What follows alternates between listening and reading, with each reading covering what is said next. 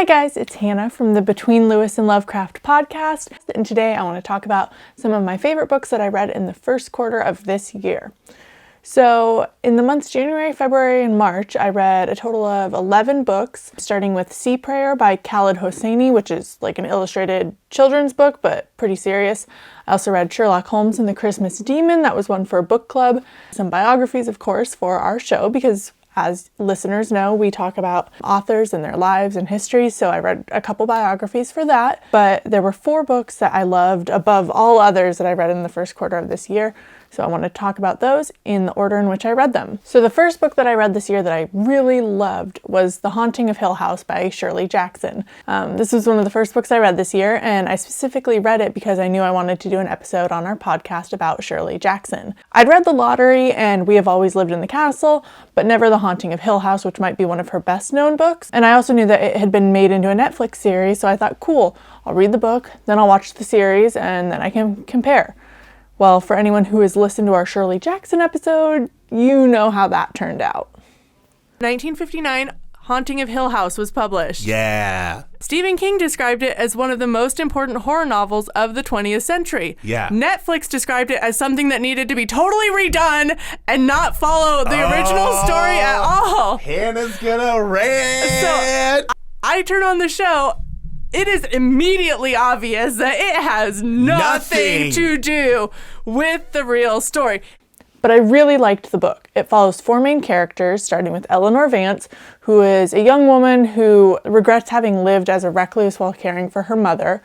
Now her mother has died, and Eleanor has accepted an invitation to stay at Hill House, which is a mansion that's said to be haunted. And she's supposed to be participating in like a sort of supernatural investigation.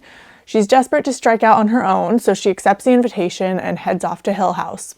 One of the other characters is Dr. John Montague. He's the one running the experiment.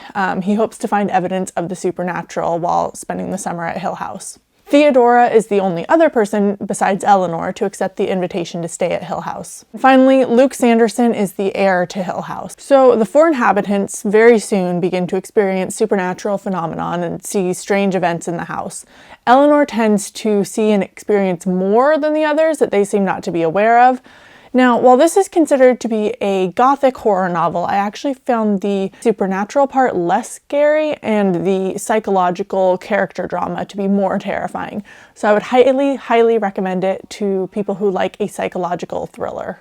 The second book I read this year that I really liked was Permanent Record by Edward Snowden. It's his memoir. For those who don't follow news, which is my co-host Tyler and many other people out there, but for those of you who don't know, Edward Snowden is the guy who gave journalists the inside details of the NSA's mass surveillance and data collection that included the phone and email records of American citizens. The US government has charged Snowden with violating the Espionage Act, and he's been stuck in Russia now for more than 6 years. So Permanent Record starts at the very beginning, of course, of his life, recounts his upbringing, his short stint in the army, how he discovered those top secret documents revealing government plans for mass surveillance, and why he decided to leak them, even knowing it would change his entire life, and then what happened after that. Back in December, a district judge actually ruled that the US government is entitled to seize the proceeds from Snowden's book, though. In response, Edward Snowden wrote on Twitter, quote, "The government may steal $1, but it cannot erase the idea that earned it. I wrote this book for you, and I hope the government's ruthless desperation to prevent its publication only inspires you to read it and then gift it to another." So if you're planning to read it, I would say you should get it from the library, so you aren't giving your money to the same government that Snowden lost everything trying to expose. The third book I read this year that I really liked is one I actually bought a copy of. It's The Guest Book by Sarah Blake. So this book came out last year, and I feel like it ended up on a lot of lists and in a lot of book clubs. That's actually how I heard about it, was from Megan over at the Book Nook. She did a book club using this book. I bought this copy for my mom around Christmas and finally read it myself earlier this year. It starts in the 1930s in New York City with Ogden Milton, a successful banker, and his wife Kitty. When tragedy strikes, Ogden uses money from a recent business deal to buy an island off the coast of Maine, hoping it will make his wife happy again. Flash forward 2 decades later, when the Milton children are all grown up and they descend on the island again. This time they've brought 2 guests with them who kind of threaten to expose old family secrets and also make the Miltons question what they really stand for. Then in the present day, the third generation of Miltons is running out of money, but Evie Milton can't bear the thought of having to sell the family island. As she digs into her mother's and her grandmother's past, though, she uncovers unsettling truths that the whole family must reckon with. This book has kind of an old-fashioned, wealthy East Coast vibe. It reminds me a little bit of Gossip Girl, actually, but a little bit stuffier and with more important drama going on. At its core, it's a story about family and secrets and how the two go hand in hand a lot of the time. I would recommend it for people who like serious novels, a little more literary taste, and also historical fiction. It's not a war book by any means, but it does start around the time of World War II, and the events of the book are heavily influenced by that.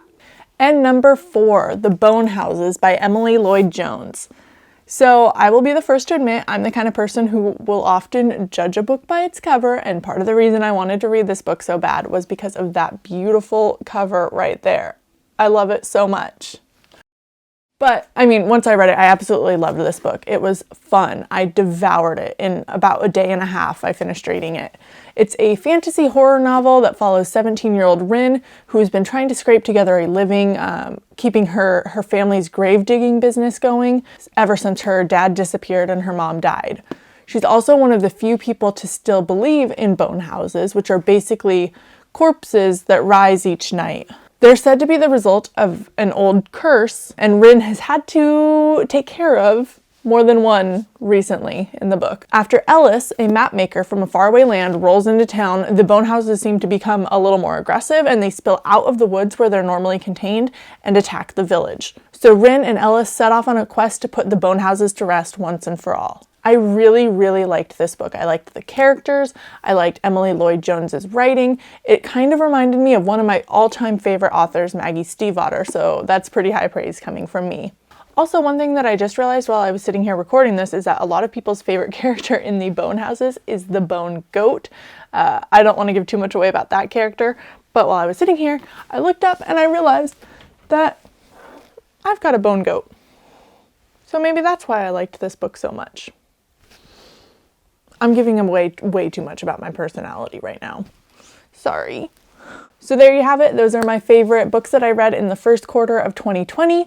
If you've read any of them, feel free to comment. I'd love to know what you thought about them. And make sure to subscribe here for more content like this. Also, check out our podcast, Between Lewis and Lovecraft, wherever you listen to podcasts. And I'll see you again next week.